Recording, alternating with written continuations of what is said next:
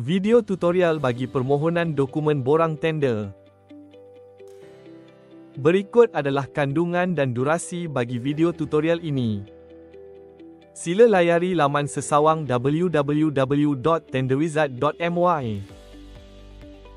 Klik pada butang klien dan pilih pada agensi berkaitan pada senarai agensi.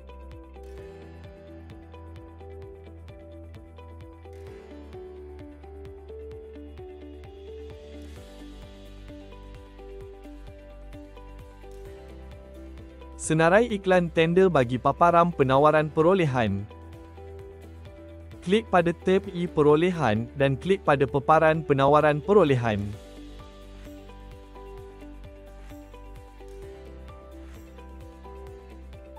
Anda boleh melihat senarai tender yang telah dijalankan. Pada senarai ini dinyatakan nombor rujukan tender, tarikh mula permohonan dan harga penjualan dokumen borang tender. Klik pada bahagian Action dan klik Show Form. Anda boleh dapatkan kenyataan tawaran atau iklan sebut harga di sini. Klik pada bahagian Action dan klik Tender Notice. Di sini anda boleh lihat kelayakan kod bidang yang diperlukan. Log masuk ke akaun syarikat yang berdaftar. Klik Log masuk. Log masuk mempunyai dua kaedah, log masuk menggunakan user ID atau log masuk menggunakan email berdaftar. Isikan user ID dan kata laluan, seterusnya klik Login. Bagi email ID, isikan email berdaftar dan klik Get OTP. Anda telah log masuk ke akaun anda. Vendor Unapplied bagi memohon dokumen borang tender. Sila klik pada Vendor Unapplied untuk melihat senarai perolehan yang layak disertai.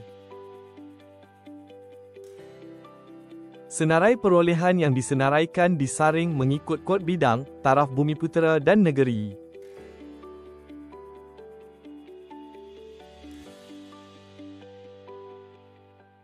Anda perlu melihat pada nilai penjualan dokumen dan butiran dokumen sebelum melakukan permohonan.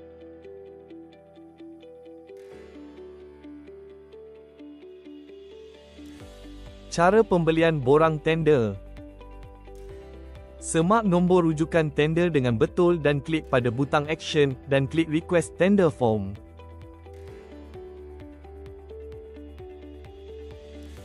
Sila klik pada tab berwarna merah, Request Documents, dan klik pada Update Pay Now. Sebelum meneruskan proses, mohon semak nombor rujukan tender. Pastikan transaction type adalah form fee, dan mod pilih pada e-payment, dan klik pada Ringgit Pay. Pada purchase amount mohon semak harga borang tender dan klik pada Pay Now.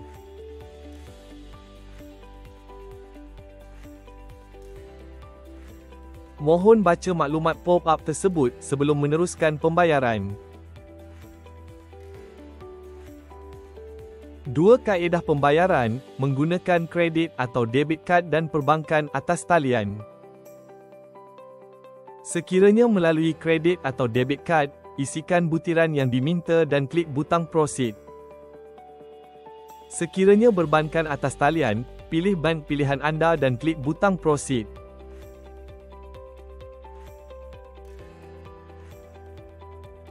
Anda boleh meneruskan pembayaran menggunakan online banking seperti biasa. Semak dokumen borang tender yang telah dibeli atau dimohon. Senarai dokumen borang tender yang telah dimohon berada di Vendor in Progress.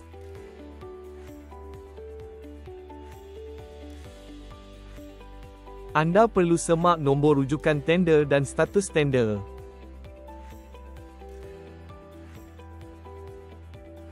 Sekiranya status dinyatakan requested, anda perlu menghubungi pihak agensi bagi melepaskan borang tender berkenaan. Ini adalah status tender yang akan dinyatakan dalam senarai tender Vendor in Progress. Sekiranya status tender received, anda perlu klik pada butang Action dan klik Edit Attachment. Pada teb berwarna merah, anda boleh mendapatkan dokumen borang tender dengan memuat turun dokumen-dokumen berkenaan. Sebarang pertanyaan atau bantuan diperlukan, mohon hubungi talian bantuan dan email yang tertera.